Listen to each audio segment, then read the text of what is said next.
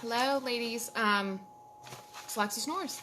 I finally figured out, it's taken me this long, how to go live in on this page.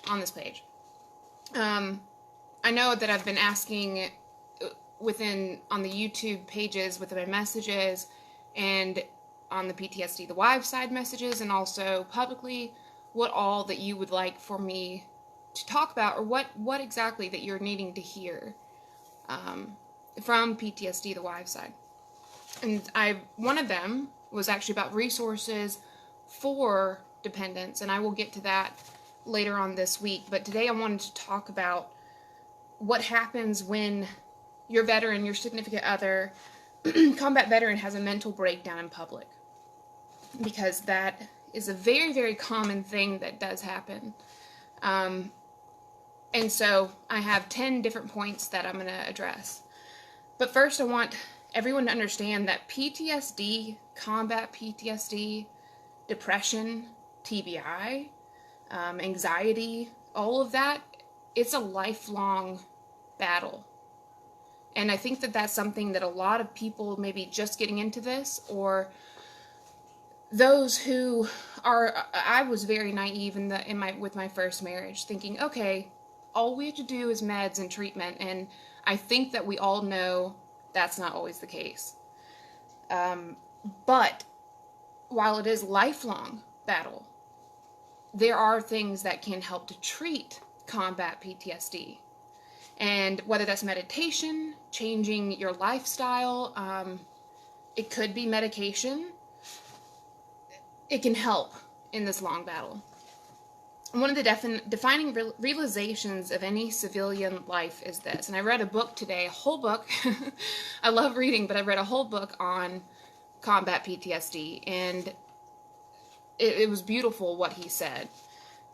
I read it in my own words, but basically he had said this. Combat veterans at some point or another have lost trust in society due to what they witnessed at war. They often lack the ability to conform and please the average citizen and do not fit with what society deems moral and acceptable. That's huge. That is huge. I mean, beyond huge. I don't know why it took me this long to realize that is huge. They don't have trust in civilians anymore, in society anymore. So they don't fit the conformity of the morals and how society believes and perceives that normal people are supposed to act, right? They think that, okay, you're supposed to look this certain way, you're supposed to act this certain way. But when you come home from war, after what you have seen and had to do for whether it's your life or the life of your brother in arms and the life of every American, I can't imagine having trust in society after that. And that really, reading that, made a huge difference in understanding a lot of what combat PTSD is. So how do you handle a meltdown? Say that you're out with your combat veteran. Hi, Kramer. Say that you're out with your combat veteran, and all of a sudden, something, boom, it triggers him, right? They start to have a mental breakdown. Now that can vary, the mental breakdowns that I've witnessed and heard about can vary hugely, whether it's just going out and just, knocking people's teeth out, which can happen, does happen, or that it's that they literally put their hands into their head and they crouch down and they're huddled on the floor in the middle of public, and they're crying, or they're hitting their head over and over and over again. As in like this, they're just with their head in their knees, or it's that they just start just punching things or telling someone off that was just walking by. A mental breakdown can happen anywhere, anytime. It doesn't matter where they're at. But what I have gathered from my own personal experience, your experience as wives, and those who are with combat veterans with PTSD is this: prepare ahead of time. I'm sure that your veteran or active duty soldier, warrior knows this. They have a way out of everything. They have already figured out exactly how, if a gunman comes in here, let's just say, exactly where I'm going to exit. I'm going to grab my wife, grab my kids, I'm going to exit over here, right? They know every different place to exit. So you, as a caregiver, as a spouse, as a brother, sister, mother, father, etc., have a plan. Prepare ahead of time. Know exactly if he has a mental breakdown, let's say out in public, how am I going to get him out of here? And I know that sounds very like, God, what am I dealing with a child? Unfortunately, I'm not trying to be mean, but yeah, sometimes we are. I think we all can agree with that sometimes we are. 2 is frustration and anxiety is normal. That's normal. If it's normal for us civilians, if it's normal for the civilians who aren't with combat veterans, then it's normal, right? So it's normal for our warriors to have frustration and anxiety. Completely normal. Preparing yourself, though, and your service member for this can lead to the possibility of lesser chance of a public and or private breakdown. So prepare. I don't know if that makes any sense, but if I know, okay, something's going to happen, I just had that gut feeling, but I'm ready for it, I don't get so bombarded with surprisement, right? I'm not surprised because I've been prepared for this. I prepared myself personally, emotionally, physically, and mentally that something is going to happen. So I'm not surprised by it. I'm prepared. 3 is recognize, remember, and know what your warrior's tics are when they are not feeling themselves. When they're uncomfortable, anxious, angry, frustrated. When this occurs, make up an excuse to leave with your veteran. So, let's see. Say that he bites his nails. Whenever he gets very, very anxious, right? All of a sudden you see him just biting his nails. Or I like play with my hair if I'm very, very nervous. I know it's weird, but that's what I do. So say that you know what your veteran does whenever he becomes really angry or frustrated, or he's very anxious and uncomfortable. If you can recognize that and you're out in public, then you know that he's about to probably freak out or have a breakdown because you know his tics. So make up an excuse to leave. Just come up with an excuse saying, hey, you know what? I got a call from my mom. Everything is not cool. And then once you're in the car and you can see that those say he stops biting his nails or stops doing things like this with his hands or stops, looking everywhere for someone to come out to get him. Once he stops that, then you can explain, listen, nothing's wrong with my mom. Everything is okay. But I knew and I could tell something was not going well with you in your mind. I wanted us to get out there. Because if you say, hey, babe, I think you're about to have a breakdown, PTSD's coming about, don't do that. Because then they feel embarrassed and they feel targeted. And if they're about to have a breakdown, they already feel targeted. So do something that makes it your reason to leave. Not his, yours, if that makes sense. 4 is veterans often adopt coping mechanisms, which I think a lot of us know about, to be able to try and blend in with society's normal view on how people should act and appear. So you need to recognize if they've consumed alcohol or drugs or things like that before you go out. Let's say that his battle buddy is back in town. You guys are going to be meeting him at a bar. Let's just say. Or, at a concert. But you notice that your husband drank, 1 or 2 beers before you left to go. Whenever he drinks, those thoughts always come back, right? Not only that, but whenever he drinks, he's drinking during the time, the day, the month of what usually is his PTSD trigger.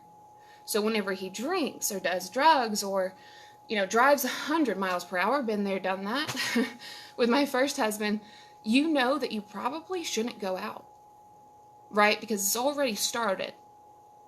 You already know what's going to happen, so why put yourself and him around that? I'm not saying it's your job by any means to prevent him from going out. I'm saying prepare yourself if you do. 5 is if your vet is having a mental breakdown in public, try and recognize their personal body mannerisms before they go into a full meltdown. And that's exactly what I was saying earlier about biting your nails, doing his hands. Like I said, I play with my hair whenever I'm nervous. Looking around, waiting for, an enemy to come out to get them. We don't know exactly when they will be triggered. We might know the day or the month, but what triggers them we may not know. So recognize their body language. If all of a sudden they're, scowling, looking everywhere, fists are clenched, you know something is not okay. Recognize all that.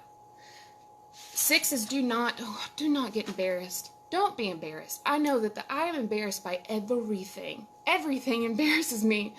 But don't be embarrassed, because it's not your fault, okay? But the major thing is that you being embarrassed is not going to make your warrior any less anxious or frustrated or angry or sad or mad, any of that. Be strong. Like I know that you all are. You all are that strong. If you're hanging on this long, even if you've left, even if you've taken a break, divorced, even if you're still with them, you're strong. So don't be embarrassed. It's not your fault, and you're going to figure out a way to be able to get out of that situation with your warrior. Get him out of that public place. 7 is grab their hand. If you notice that he starts to bite his nails, does his hand, and you could see, okay, he's really, really anxious right now, grab his hand. Human-to-human contact has been proven to be able to bring people back from their mental situation that they're in. We can draw them back into reality, saying, hey, babe, I'm right here. You don't need to be anxious. You don't need to have a flashback. You're not anywhere that you need to be afraid or on guard or protect us. Grab his hand. Bring him back. You can also say phrases maybe that you all come up with. Pineapple. I don't know why, but saying pineapple, boom, it snaps him back. Maybe little phrases that you both have come up with over the years, over the month, over the weeks, or today. You realize, hey, babe, we need to have a phrase. What phrase would make you come back to me? And if you say that phrase, they can come back, if that makes any sense. 8, escape with them. Do not yell, or walk off at this behavior. If this behavior usually triggers your veteran even more. So I know that from personal experience. I will shut down, I'm quiet, and I'll walk off. You know what that causes? Even more of an argument. Way more of an argument. But if I stay, then that's not my usual behavior. Now, on the opposite end, if you walking off or you yelling is not what you ever do, say if you're during an argument, privately or in public, then do that. Walk off. He'll go, holy, that will also snap him back to reality, right? Say you never yell. You never walk off. You always stand your ground during an argument. But you're in public, even in public you might, but you're in public and he's starting to have a breakdown and you walk away and don't yell, that's going to bring him back to reality immediately, because that's not normal behavior of what he expects his wife to do, if that makes sense also. 9 is know the times of years. And I know I stress this so much in all of my videos on my YouTube page about knowing the time of year of your warrior's PTSD cycle. Usually it lasts 3 months total. Now that 3 months can actually, that cycle can occur more and more and more, one after another. I know many veterans who have it 4 times a year, and it's only 1 month each. But that's 4 months a year that it is hell. And they just cycle through having flashbacks and waking up to nightmares. So if you're out in public with your warrior, with your service member, with the love of your life, and you know that, okay, it's May. I know for a fact that he starts cycling during this month. But he drank right before we went out. And now he's acting like he's trying to take down a suicide bomber, right? Or take down someone who I don't even see because I'm not trained to see that. Know the months. Pay attention. Write them down. And just remind yourself over and over, okay, this day or this month or this time of the year always triggers him for whatever reason. And if he's invited, you all are invited out to go in public on that day or that month, or if he's already acting already weird, don't go out. Do not leave and go out, especially knowing that your husband's going to drink, and when he drinks, it gets worse. 10 is understand that it's not yours nor his fault, and that will save you years of counseling and of hating yourself, because don't feel that resentment. Don't feel that hatred, towards him. Don't feel like you can't trust him in public. Because I promise you, if you can do those 10 things, it's just 10 simple things that I'm sure you already do. I'm sure that you do. And maybe hopefully this Facebook Live video right now will help you recognize, okay, good, I am on the right track. I'm doing it right. I need to maybe pay more attention to this category over here, though, because he still is having a breakdown in public. It's not your fault. Don't have resentment towards him. Do not make yourself feel guilt over him having a breakdown, or the fact that I'm his wife. I should be able to handle anything. No, you can't. You cannot handle anything. You can handle everything, but some things you can't handle everything. Anything. I don't know if that doesn't make sense, but I just wanted to address all that, and I'm going to put this up on my PTSD, the Wife Side Facebook page, YouTube page, I'm going to see what the comments were. Elizabeth says, very true. Thank you, darling. Yep, my husband has a t-shirt that says on the front, be polite, be professional. On the back it says, but have a plan to kill everyone in the room. Yeah, that's why I've never known. My first husband did that, but he would sit with we could never sit anywhere with his back towards the door. And I was like, what? I'm 18 at the time. Well, I want to sit over there. It looks like a great place to sit. A lot of them, but I will guarantee you, every single veteran active duty has an escape route. You should have one also. That's what I mean about if there's a public, you're in public and there's a breakdown, address it the same way that you would at home, but it's different because you might get embarrassed. Don't be embarrassed. If you can do these simple things, then they are simple. I know you all know how to do them. If you can do those and recognize that, okay, something's not right, let's not go out. Or if you can see he's being agitated and you're already in public, like I said, make up an excuse. My mom just called and something's wrong with my dad. He's in the hospital. Once he calms down, you can tell him that, listen, babe, I'm sorry. I know I lied, but I was trying to save you and I from something very publicly. I see that you were struggling. Mine picks his whistle. Oh, see, Erica? So good for you all. You guys are recognizing exactly what your significant other, their tics are. If you can do that and you notice that they're very anxious, whether they're in public or in private, you can stop all of what's about to happen. Hopefully I addressed everything. I think that I did. Like I said, somehow I read a whole book in an hour, but it's a very good book. But I pray that this stuff will help you all. And now I know how to do Facebook Live, so I'm definitely going to be doing this more.